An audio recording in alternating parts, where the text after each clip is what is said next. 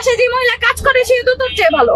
আমি আমার মুখটা এখন বাঁচতে চাই। এখন আমাকে যদি এভাবে বাঁচতে না দেওয়া হয়, কিছু করে ফেলবো, তখন আবার যেন আপনার আফসোস না করেন। তুই আমাকে বাঁচতে দে তিশা, তোদেরকে সুখে শান্তিতে থাকতে দিয়ে আমি চলে আসলাম, তারপরেও আমার পেছনে এভাবে পড়ে আছিস।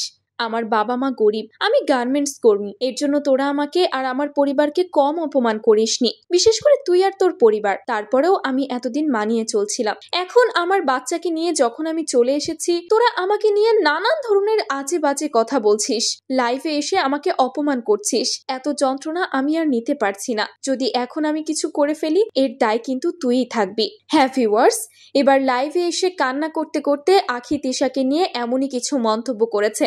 এমনকি লাইভে এসে সে তার জীবন দিয়ে দেওয়ারও হুমকি দিয়েছে। আমি আমার মুখটা এখন বাঁচতে চাই। এখন আমাকে যদি এভাবে বাঁচতে না দেওয়া হয়, কিছু করে ফেলবো, তখন আবার যেন আপনার আফসোস না করেন। ঘটনার সূত্রপাত গতকাল হয়েছিল। তিশা লাইভে এসে আখিকে চরমভাবে অপমান করে কিছু কথা বলেছে। তার পরপরই আবার তিশা গতকাল আখির ছেলেকে দেখতে তিশা এবং তিশার পরিবার গিয়েছিল আখির বাসায়। আখির জন্য ড্রেস, ব্রেসলেট, বাচ্চার জন্য ডাইপার, দুধ সবকিছুই কিনে নিয়ে গিয়েছিল।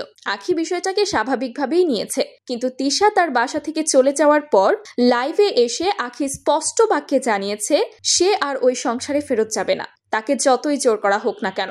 এখন তার কাছে যে সন্তান রয়েছে সেটা যেহেতু আহাদেরও সন্তান, তাই আহাদ এবং তার পরিবার তার সন্তানকে দেখতে আসতেই পারে, এতে তার কোনো আপত্তি নেই। তবে এই যে তার বাচ্চার জন্য এত এত জিনিসপত্র, বাচ্চার দুধ, ডাইপার এগুলো নিয়ে আসছে, এগুলো নিয়ে আসার পর যেন তারা কোনো খোটা না দেয়। যদি খোটাই দিতে হয় তাহলে আনার কোনো দরকার নেই, সে তার বাচ্চাকে একাই মানুষ করতে পারবে। আমার ছেলেকে দুধ আর ডাইপার দিয়ে তারপর যদি আবার খোটার সম্মুখীন করে, তাহলে আমি বলবো যে আমার ছেলের কোনো খরচা দিয়ে কিচ্ছু দেওয়া লাগবে না। এছাড়া গতকাল তিশা লাইভে এসে আখিকে যেভাবে অপমান করেছে সেটা অবাক করে দিয়েছিল ভক্ত অনুরাগীদের।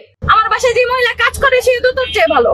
তিশা লাইভে এসেই যদি আখিকে এইভাবে অপমান করতে পারে, তাহলে বাস্তব জীবনে না জানি কত অপমান করেছে, এমনটাই ধারণা করছে নেটিজেনরা। শুধু তাই নয়, লাইভে এসে তিশা আখিকে এতই খারাপ কথা বলেছে যেটা ভাষায় প্রকাশ করার মতো না। এজন্য সবকিছু বিবেচনা করে আখি আহাদের সংসারে আর ফেরত না যাওয়ার ইঙ্গিত দিয়েছে।